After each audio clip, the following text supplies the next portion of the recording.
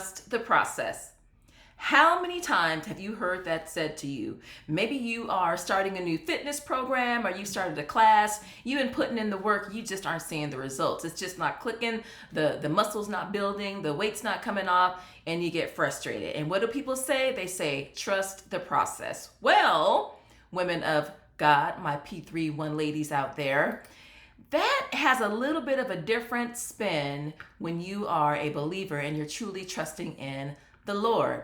Rather than thinking of trusting on our own works that we do, the things that we can do to try to change a situation, maybe you're dealing with something in the workplace that can sometimes feel like, oh my gosh, monumental, or maybe it's a ministry advancement that's not happening, or maybe you're starting a business or you're in the process of running a business and things aren't going well. I'd like for you to think about Proverbs 3, 5, and 6.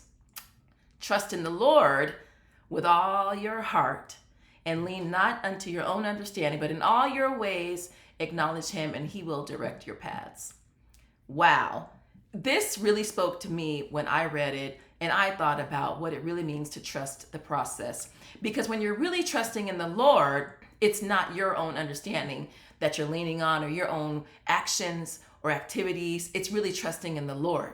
If you're leaning on him, you're literally reclining against something and relying on it for total support. So you have to be at the mercy of the Lord. You have to submit your will to his. And that is where I want to be. I think we do this a lot as women of God. We really try to figure it out on our own. We get to the point where, we'll go to other people for validation. We'll try to research. We'll try to do self-help. And then when we get to the point we're about to give up, we're at our wits' ends, then we want to pray and we want to go to God and ask for help.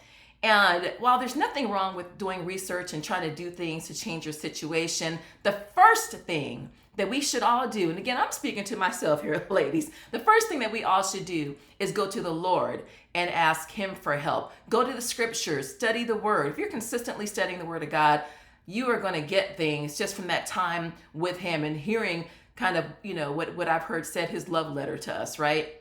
So what I want to encourage you to do when things get difficult, no matter what the difficult thing is trusting in the process of leaning on the Lord, not on your own understanding, about really developing that habit of trusting the Lord and leaning on him from the only beginning. If you do that, I promise you, it'll be a lot easier as you go about your way and you try to reach those goals.